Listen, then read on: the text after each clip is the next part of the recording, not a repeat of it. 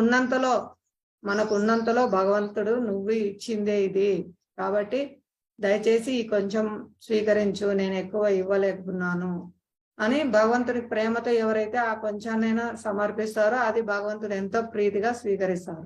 ఇక్కడ చూడండి, ఒక పండ్ల అమ్మే ఆవిడ భగవంతుని రూపానికి, భగవంతుని అందానికి ఆకర్షితురాలైపోయింది. ఆ చిన్ని కృష్ణుడు చిన్ని చేతులతో కొంచెం ధాన్యం తీసుకొని వచ్చి వాళ్ళ నాన్నగారిని అనుసరిస్తూ నాకు కొంచెం పండ్లు ఇస్తావా ఈ ధాన్యం తీసుకొని అంటే, ఆ చిన్ని చేతుల్లో అంతా జారిపోయి కొన్ని ధాన్యపు గింజలు మాత్రం మిగులుతాయన్నమాట.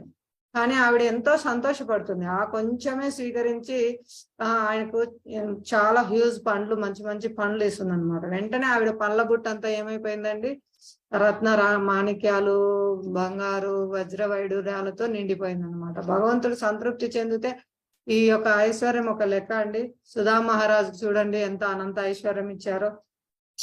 ఈవెన్ 3వ పిటికేడు గానే నువ్వు తీసుకుంటే సమస్త వైకుంఠాలు లక్ష్మీదేవులతో సహా మనం ఆయనకు దాసులుగా వెళ్ళిపోవాలి స్వామి అని అక్కడ రుక్మిణీదేవి ఆపినట్లు చెప్తారు. ఇంకా అది తీసుకోవద్దు, మాకు ఇవ్వండి అన్నట్లు.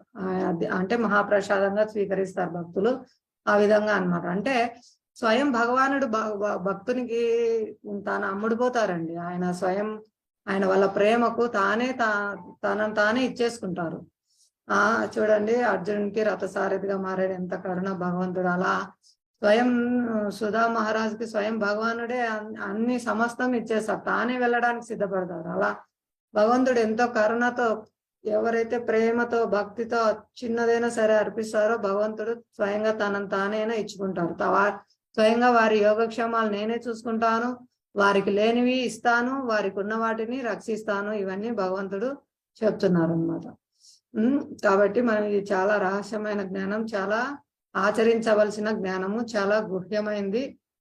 కాబట్టి మనం ఎవరైనా అడిగినప్పుడు ఇవన్నీ మనం వాళ్ళకి తెలియజేయవచ్చు అనమాట. కాబట్టి మనం భగవంతుడు ఏం కోరుతున్నారో వాటిని సమర్పించి వాటినే ప్రసాద రూపంగా మనం తీసుకోవాలి.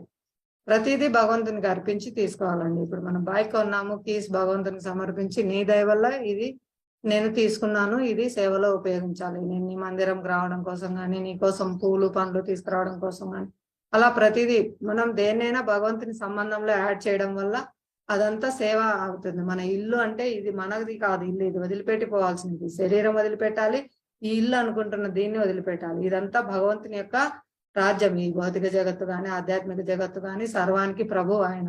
ఈ ఇంటికి యజమాని భగవంతుడు, మనం కాదు. నిత్యాంకారంతో మనం తెలియక ఇది నాది అది నాది, ఏది మనది కాదు, అన్ని మనదైతే మనతో వచ్చాయి